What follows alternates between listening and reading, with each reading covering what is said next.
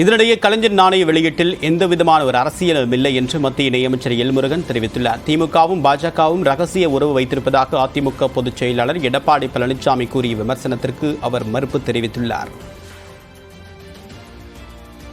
இது ஒரு குற்றச்சாட்டா சொல்றாங்க, மறைமுக கூட்டணி அப்படின்றத சொல்றாங்க. பாருங்க, ஒரு மத்திய அரசாங்கத்துடைய இதை நான் ரொம்ப தெளிவாக பார்க்குறேன். இது ஒரு அரசாங்கத்துடைய நிகழ்ச்சியில், தமிழ்நாடு அரசாங்கத்தின் ஏற்பாடு செய்த நிகழ்ச்சியில் எங்களுடைய மத்திய அமைச்சரை கலந்து கொண்டிருக்கிறார்கள்.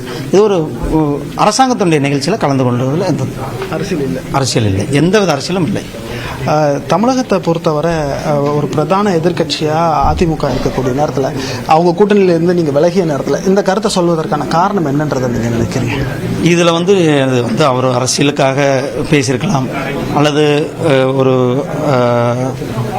அமைச்சரனுடைய ஒரு முன்னாள் முதலமைச்சரனுடைய நிகழ்ச்சியில் இன்று இராணுவத்துறை அமைச்சர் அதை தொடங்கி வைத்திருக்கிறார் என்ற அந்த அதை ரிலீஸ் பண்ணியிருக்கிறாங்கன்றதை அவர் நினைச்சிருக்கலாம்.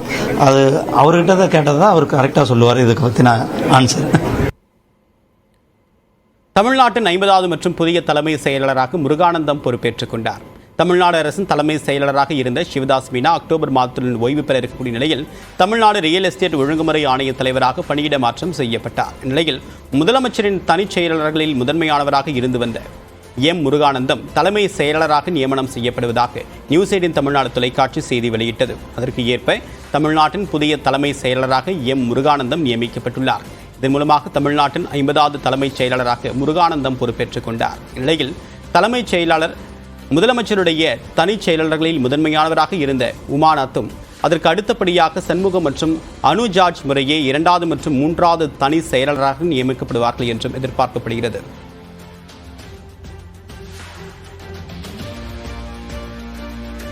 இந்நிலையில் தமிழ்நாட்டின் 3வது பட்டியலின தலைமை செயலாளர் என்ற பெருமையை முருகானந்தம் பெற்றுள்ளார். கடந்த 1986ஆம் ஆண்டு எம்ஜிஆர் ஆட்சியில் முதல் பட்டியலின தலைமை செயலாளராக பத்மநாபன் நியமிக்கப்பட்டார். அவர் 2 ஆண்டுகள் பதவி வகித்தார். அவரை தொடர்ந்து 1998ஆம் ஆண்டு மறைந்த முன்னாள் முதல்வர் கருணாநிதி ஆட்சியில் AP முத்துசாமி 2வது பட்டியலின தலைமை செயலரானார். 3 ஆண்டுகள் அவர் பதவியில் நீடித்தார். இந்நிலையில் தற்போது 3வது பட்டியலின தலைமை செயலாளராக முருகானந்தம் நியமிக்கப்பட்டிருப்பது குறிப்பிடத்தக்கது.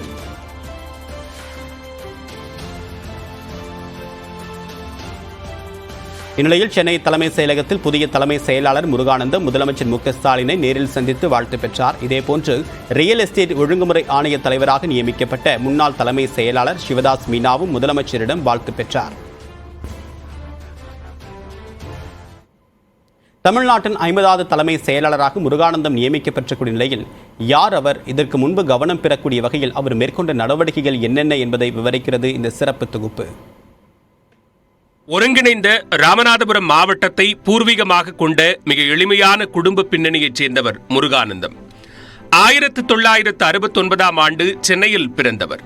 சென்னை அண்ணா பல்கலைக்கழகத்தில் கணினி பாடப்பிரிவில் பொறியியல் பட்டம் பெற்ற அவர் இந்திய மேலாண்மை கல்வி நிறுவனத்தில் MBA பட்டமும் பெற்றவர். 1991ஆம் ஆண்டு IAS தேர்வில் வெற்றி பெற்றார்.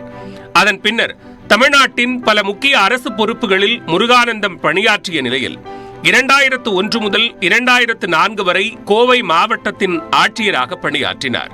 கடந்த அதிமுக ஆட்சியில் தொழிற்துறையின் முதன்மை செயலாளராக இவர் பொறுப்பு வகித்தார்.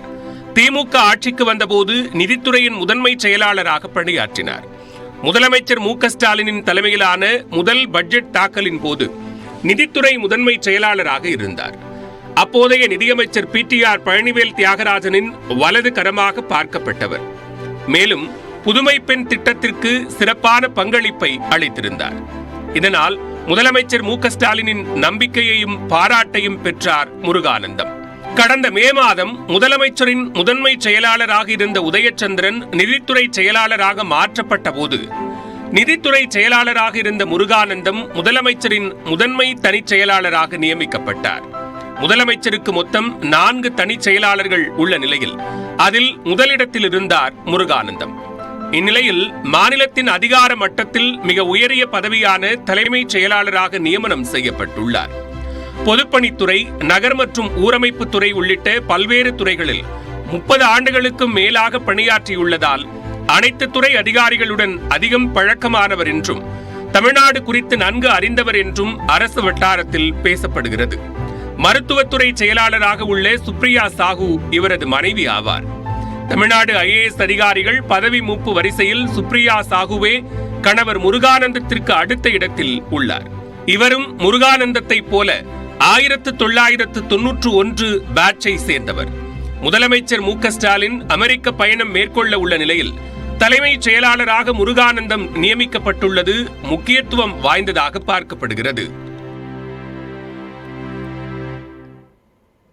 தூத்துக்குடி மாவட்ட ஆட்சியராக பணியாற்றிய லட்சுமிபதி முதலமைச்சரின் இணை செயலாளராக நியமனம் செய்யப்பட்டுள்ளார்.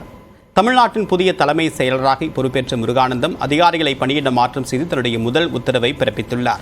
அதன்படி தூத்துக்குடி மாவட்ட ஆட்சியராக பணியாற்றிய லட்சுமிபதி முதலமைச்சரின் இணை செயலாளராக நியமனம் செய்யப்பட்டுள்ளார்.